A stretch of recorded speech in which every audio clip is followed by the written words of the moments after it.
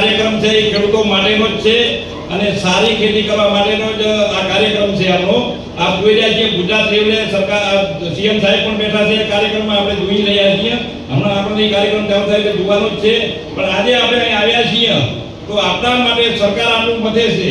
આપણે આમ વાતો ઘણી કરીએ પણ આવા કાર્યક્રમમાં રસ ઓછો લેતા હોય છે. રસ લઈએ તો આપણે એમાંથી જે લેવાનું હોય છે એ નથી લેતા. એટલે ખાસ કરીને આપણને માર્ગદર્શન ખૂબ મળ્યું છે, હજી પણ મળવાનું છે. આપણા માટે આપણા આગેવાનો નેતાઓ આપણા નવીનજી ઠાકોર સાહેબ છે, આપણા ધારાસભ્યશ્રી નાની મોટી રજૂઆતો લઈને ગમે ત્યારે ગાંધીનગર કાયમ જતો પણ આપણે મંગળવાર જાય ત્યારે જુઓ તો અમે એટલી બધી એટલા બીજી હોય છતાં જેનું કામ હોય કોઈ પણ કામ લઈને ગયા હોય મિનિસ્ટરનું હોય કોઈ ડિપાર્ટમેન્ટનું તો ત્યાં સાથે આવે.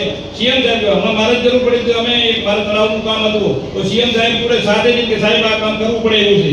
સાહેબે કીધું આ કરાવી દીધું. એટલે આપણા માટે આપણા નેતાઓ ખૂબ મથે છે તો એનો આપણે સદુપયોગ કરીએ.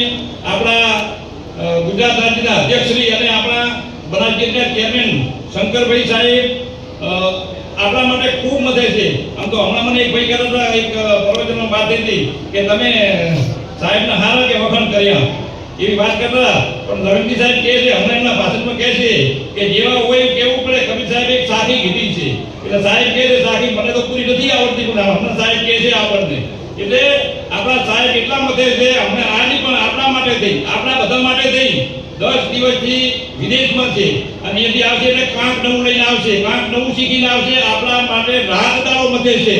જે 22-20 કલાક કામ કરે કોઈ ગમે ત્યાં જુઓ તો સાહેબના એટલે ચહેરા ઉપર જુઓ તો આપણું જરા એવું ના દેખાય. અને કેટલું બધું આપણા માટે મજા કેવું બનાસ ડેરીમાં રહીને કેટલા કામ કર્યા છે આપણા માટે. હમણાં વાત કરતા હતા સાહેબ ધરણની વાત કરતા હતા. આપણા ત્યાં વિશ્વનો લગભગ હું માનતો નથી વિશ્વનો ભારતનો નહીં પણ વિશ્વનો પ્લાન્ટ આપણા ત્યાં સરદારપુરામાં આપણી ડેરીમાં ગાયોનું ધરણ ભેગું કરીને એમાંથી આ ઓર્ગેનિક ખેતી કરવા માટેનું ખાતર દવા બધું બનાવવામાં આવશે. તો સાહેબ આપણા માટેથી ખૂબ બધું નવું શીખી લાવીને આપણા માટે મહેનત કરે છે.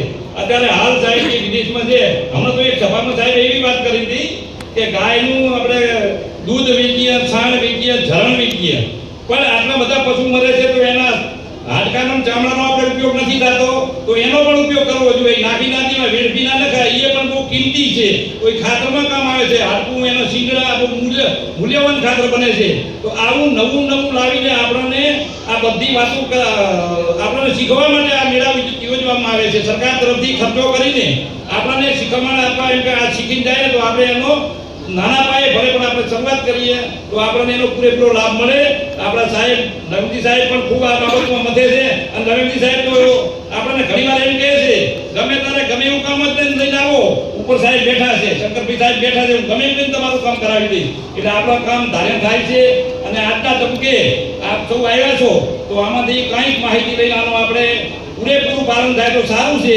પણ 10% કરશું ને કોઈ આજનો સમય આપણને લેખે લાગશે અને સરકારનો ખર્ચ પણ લેખે લાગશે અને આપણને પણ એનો ખૂબ લાભ મળશે. એટલું કહીને વિરમું છું. જય માતાજી.